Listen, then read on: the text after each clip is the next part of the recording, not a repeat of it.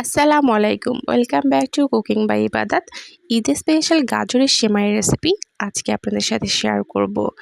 এই ঈদে একটু ভিন্ন স্বাদের সেমাইয়ের রেসিপি আপনাদের পরিবার এবং অতিথির সাথে শেয়ার করবেন। আশা করব সবাই এই রেসিপিটি অনেক পছন্দ করবে। তো চলুন দেখে নিই পুরো রেসিপিটি। গাজরের সেমাই রান্না করার জন্য আমি এখানে 4টা গাজর নিয়ে নিয়েছি। গাজরটাকে এখন ছিলে পরিষ্কার করে নিয়েছি। এরপরে 10 মিনিটের জন্য আমি পানিতে ভিজিয়ে রেখেছিলাম, যাতে গাজরটা একটু নরম হয়ে আসে আর গ্রেট করার সময় সহজেই গ্রেট হয়ে যায়। তো এখন গাজরটা আমি সাইডে রেখে দিলাম। এরপরে একটা গ্রেটারে চিকন অংশটা দিয়ে আমি গ্রেট করে নিয়ে নিব।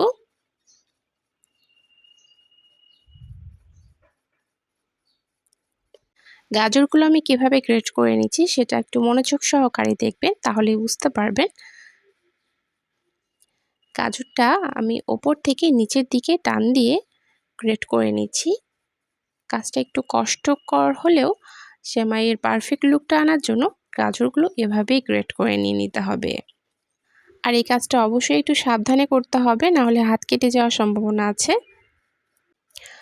আমি ভিডিওটা স্কিপ না করে আপনাদেরকে পুরোটা দেখিয়ে দিচ্ছি আমি গাজরটা কিভাবে গ্রেট করে নিয়ে নিচ্ছি। একে একে এরকম করে আমি সবগুলো গাজর গ্রেটার দিয়ে গ্রেট করে নিয়ে নিয়েছি। গাজরগুলো এরকম করে গ্রেট করে নেওয়ার কারণ হচ্ছে, তাহলে গাজরগুলো একটু লম্বা হয়ে গ্রেট হয়ে যাবে আর সাধারণ যে সেমাই আছে ঠিক সেরকম দেখতে হয়ে যাবে। এই জন্য এরকম করে গাজরগুলো অবশ্যই গ্রেট করে নিতে হবে। সবগুলো গাজর গ্রেট করে নেওয়া হয়ে গেছে। এখন আমি আপনাদেরকে দেখিয়ে দিচ্ছি। এখন একটা চামচ দিয়ে আমি আপনাদেরকে দেখিয়ে দিচ্ছি এই সেমাইগুলো একেবারে বাজারে কেনা যে সেমাই আছে ঠিক সেরকমই হয়েছে। ভিডিওতে তেমন একটা ভালো মতো বোঝা যাচ্ছে না, তবে আপনারা যখন এই প্রসেসটা ফলো করে গাজরগুলো গ্রেট করে নেবেন তখন কিন্তু আপনারা নিজেরাই বুঝতে পারবেন। এখন রান্নায় চলে যাচ্ছি। এখানে একটা প্যান বসিয়ে নিয়েছি। প্যানের মধ্যে দিয়ে নিচ্ছি 2 টেবিল চামচ পরিমাণে রান্নার তেল, 1 টেবিল চামচ পরিমাণে দিয়ে নিচ্ছি ঘি। তেল আর ঘিটা গরম হয়ে গেছে, আমি একটু মিশিয়ে নিচ্ছি। আর এখানে অবশ্যই ঘিটা দিবেন, তাহলে একটু সুন্দর ফ্লেভার আসবে।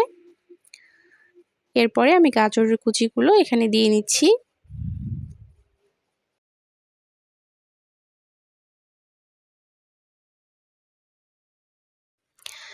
এখন তেল আর ঘিয়ের সাথে গাজরগুলো 3 থেকে 4 মিনিটের মতো আমি ভেজে নিয়ে নিব।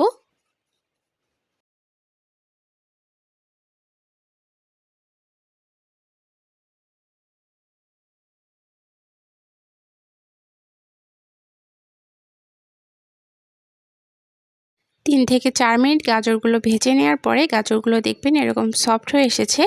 এ পর্যায়ে এখানে লিকুইড দুধ আমি দিয়ে দিব। আমি এখানে আধা কেজির মতো দুধ ব্যবহার করছি। আপনারা চাইলে দুধের পরিমাণটা বাড়িয়েও নিতে পারেন।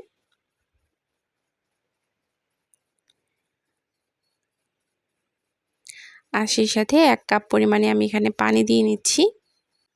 ফ্লেভারের জন্য আমি এখানে 4টা এলাচ থেতো করে নিয়েছি, সেটা এখন এর মধ্যে দিয়ে নিয়েছি। এখানে আর কোনো মশলা দেওয়ার কোনো দরকার নেই, শুধু এলাচটা দিলেই হয়ে যাবে। এরপরে এখানে আমি 1 কাপ পরিমাণে চিনি দিয়ে নিচ্ছি। আমি চায়ের কাপ দিয়ে 1 কাপ পরিমাণে চিনি নিয়েছি। আপনারা আপনাদের টেস্ট অনুযায়ী চিনিটা এখানে দিয়ে নেবেন। আর যেহেতু গাজর, তো চিনির পরিমাণটা এখানে অনেক কমই প্রয়োজন হয়, কারণ গাজরগুলো এমনিতেই অনেক মিষ্টি হয়ে থাকে।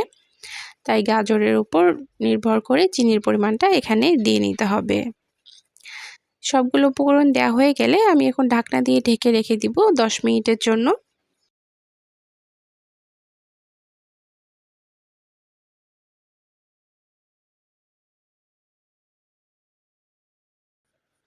10 মিনিট পরে ঢাকনা আমি খুলে নিয়ে নিচ্ছি।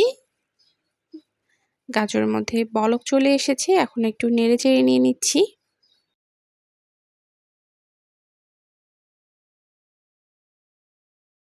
গাজরগুলো সেদ্ধ হয়ে গেছে, এখন আমি আবার একটু নেড়ে চেড়ে নিয়ে নিচ্ছি।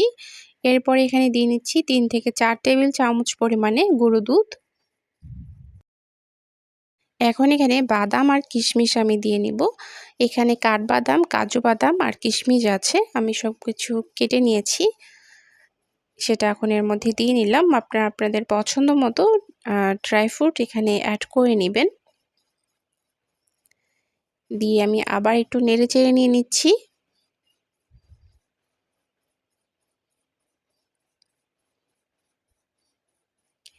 এরপরে 2 থেকে 3 মিনিটের মতো আবার নেড়ে চেড়ে নামিয়ে নিয়ে নিব। সেমাইটা রান্না হয়ে গেছে, এখন নামিয়ে পরিবেশন করে নিয়ে নিব। আর সেমাইটা যখন রান্না হয়ে যাবে ঠিক কালারটা ঠিক এরকম আসবে।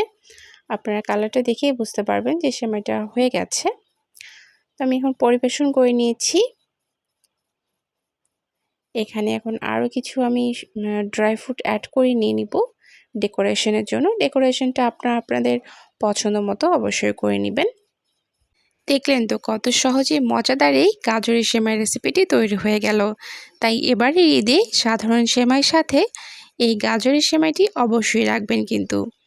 অতিথি আপ্যায়নে বা পরিবারকে সারপ্রাইজ দেওয়ার জন্য একটু ভিন্ন আয়োজন তো করতেই পারেন। আজকের আমার এই গাজরের সেমাইয়ের রেসিপিটি আপনাদের সবার কাছে কেমন লেগেছে অবশ্যই কমেন্ট করে জানাবেন। যদি ভালো লেগে থাকে তাহলে দয়া করে ভিডিওটাতে একটা লাইক দিয়ে দিবেন। আর যদি সম্ভব হয় একটি শেয়ার করে দিয়েন। এরকম আরও মজার মজার রেসিপি পেতে আমার চ্যানেলটি সাবস্ক্রাইব করে পাশেই থাকবেন। সেই সাথে পাশে থাকা বেল আইকনটি বাজিয়ে রাখবেন ভিডিও নোটিফিকেশন সবার আগে পাওয়ার জন্য।